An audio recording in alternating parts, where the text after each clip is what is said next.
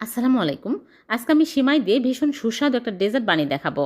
Custard dessert খেতে দারুণ tasty. এখানে ১ কাপ সিমাই নিয়েছি। চুলায় প্যান বসিয়ে ১ টেবিল চামচ ঘি দিয়ে আমি নেড়েচেড়ে ভেজে নেব। বাদাম কুচি দিয়ে দিচ্ছি, কাঠবাদাম, কাজু বাদাম। কিছুক্ষণ নেড়েচেড়ে ভেজে নেওয়ার পরে দিয়ে দিচ্ছে কনডেন্স মিল্ক। দিয়ে দিচ্ছি লিকুইড দুধ। আর কনডেন্স মিল্ক পরিমাণ মতো দিতে হবে। আর লিকুইড দুধ 1/2 কাপ দিয়ে দিলাম। দিয়ে নেড়েচেড়ে নিব।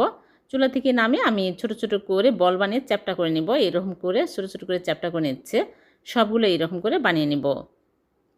সবগুলো বানানো হয়ে গেছে। এখন এগুলো এক সাইডে রেখে দিচ্ছি। আর আরেকটা বাটিতে নিয়ে নিচ্ছি লিকুইড দুধ। আগে জাল করে ঠান্ডা করে নিয়েছি 1/2 কাপ। কাস্টার্ড পাউডার দিয়ে দিচ্ছি 1 টেবিল চামচ দিয়ে ভালো করে মিশিয়ে নিচ্ছি। গরম দুধ নেওয়া যাবে না। এখন আমি এক সাইডে রেখে দিচ্ছি। চুলায় প্যান বসিয়ে দিয়ে দিচ্ছি 2 কাপ লিকুইড দুধ। আর দিয়ে দিচ্ছি কনডেন্স মিল্ক, চিনি দিলেও হবে।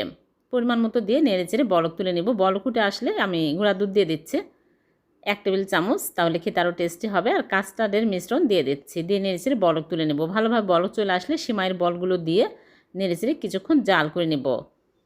একটু ঘন হয়ে আসলেই চুলা থেকে নামিয়ে আমি ঠান্ডা করে নিয়ে আমি সার্ভ করে আপনাদেরকে দেখাচ্ছি। হয়ে গেল ভীষণ সুস্বাদু সিমাইয়ের ডেজার্ট। এভাবে বানিয়ে দেখবেন, মুখে লেগে থাকবে এর স্বাদ। এতটাই টেস্টি হবে। মেহমান আসলে মেহমান বসিয়ে রেখে এই ডেজার্টটি বানিয়ে আপ্যায়ন করতে পারবেন। খুবই মজার হয়। ভালো লাগলে লাইক, কমেন্ট, শেয়ার করবেন। আল্লাহ হাফেজ।